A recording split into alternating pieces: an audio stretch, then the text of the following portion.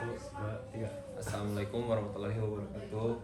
Saya di sini mewakili kelompok 4 IFD untuk evaluasi akhir semester 2 Prodi IF semester genap 2022-2023. Di sini manajer proyek kelompok 4 Research Studi Alumni yaitu Pak Suwono Sibagarian, Eskom Mkom.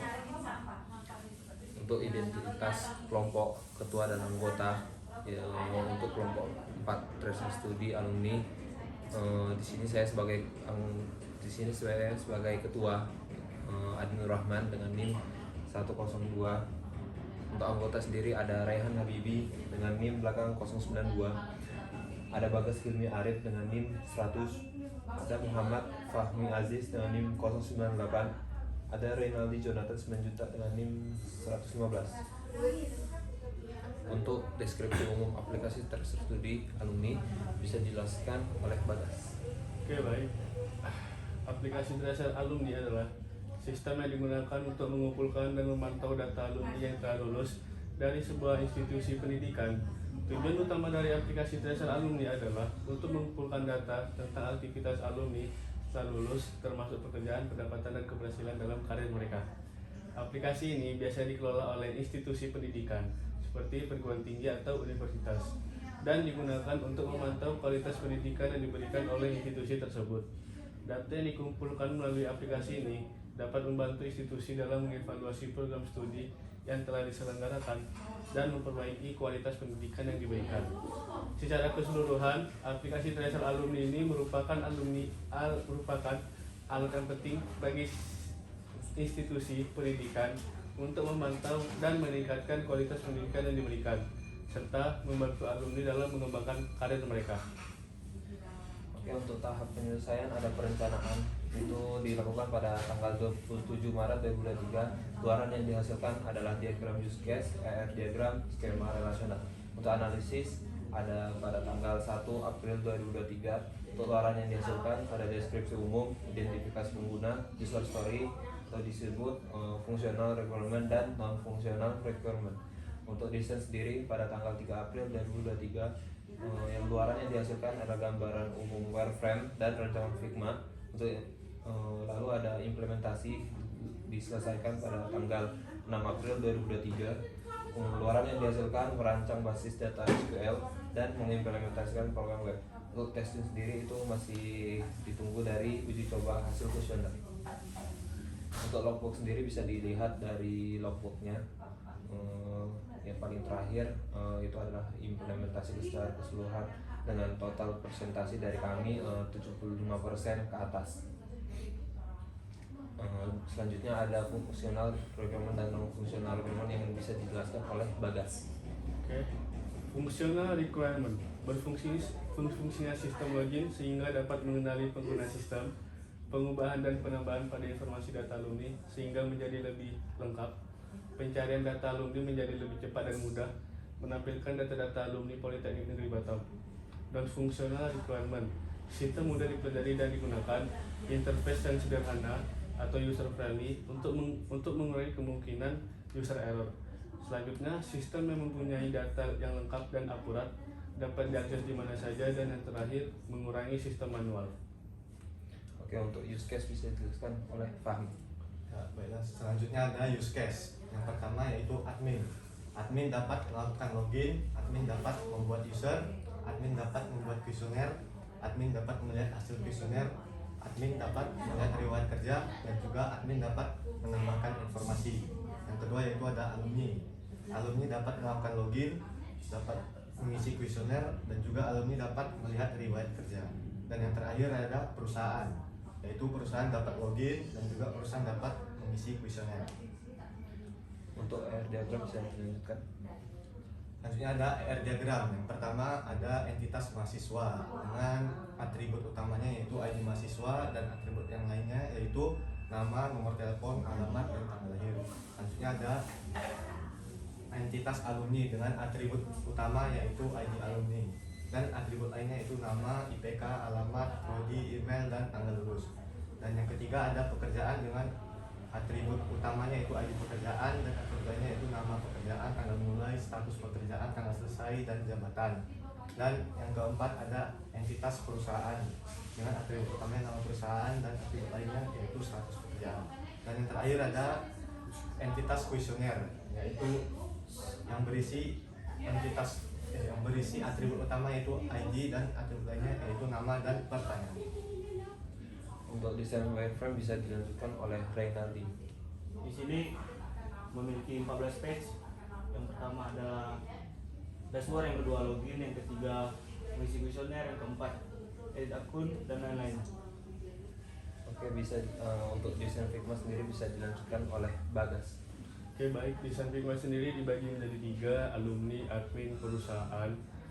Untuk alumni itu ada tampilan awal, login, home, terus edit user, edit riwayat kerja. Untuk admin itu ada tampilan awal, login, home, create alumni, edit alumni, hapus history.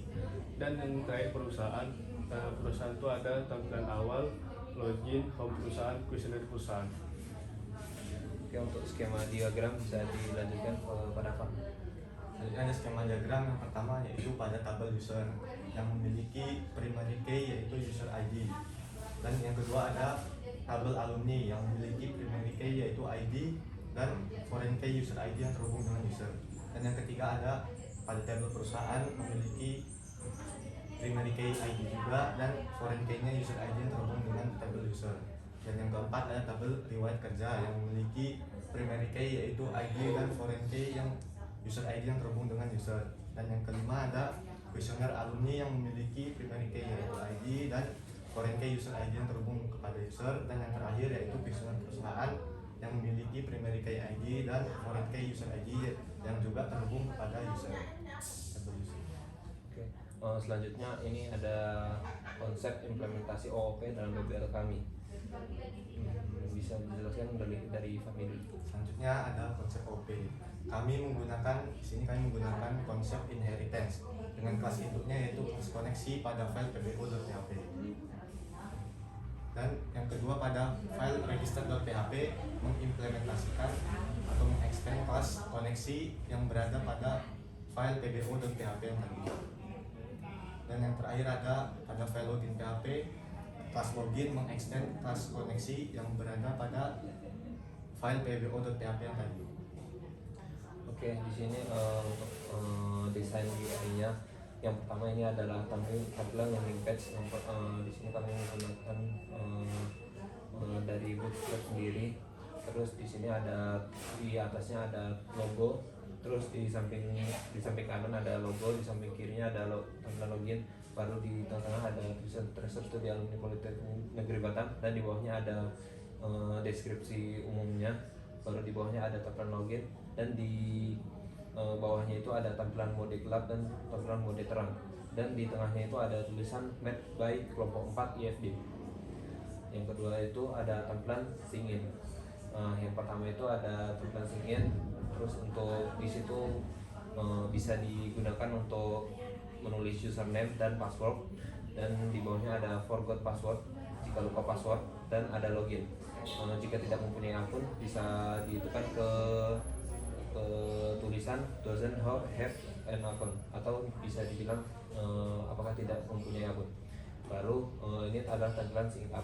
Tampilan sync up sama seperti sync in tadi, cuman bedanya itu masuk ke itu maksudnya register.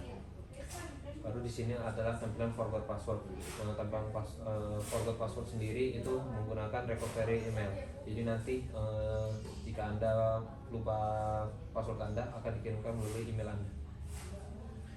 Baru di sini sebelumnya untuk demonstrasi aplikasi tersebut itu akan dilakukan melalui Zoom agar lebih jelas dan lebih detail, yang nantinya akan diedit secara terpisah. Yang terakhir ada tabel kontribusi. Yang pertama untuk saya sendiri itu membuat FR dan NVR, Figma, laporan manual book dan lain-lainnya. Untuk Bagas Hilmi Arif ada kuesioner, identifikasi pengguna aplikasi dan Figma. Untuk Rehan Habibi itu tidak ada kontribusi. Mungkin nanti saya jelaskan. Untuk Muhammad Fahmi Aziz itu mengerjakan use case diagram, R diagram, skema relasional, use case skenario dan back end developer. Untuk Renaldi Jonathan Simanjuntak membuat Figma dan wireframe mockup. Penjelasan untuk Rehan Habibie kenapa tidak ada kontribusi itu dikarenakan dari awal semester itu tidak ada kerjanya. Mungkin itu karena saya juga sudah menyuruh dia untuk membuat tugas tetapi tidak dibuat, dan itu dia ada kesibukan sendiri yang dimana saat kelompok sedang mengerjakan dia tidak ada di situ.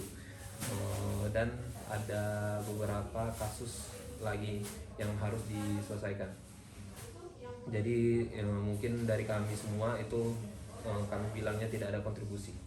Mungkin itu aja dari kami. Sebelumnya kami ada pantun bunga mawar bunga selasi, warnanya cerah tiada duanya. Cukup sekian dan terima kasih. Saya harap tidak ada yang bertanya. Wassalamualaikum warahmatullahi wabarakatuh.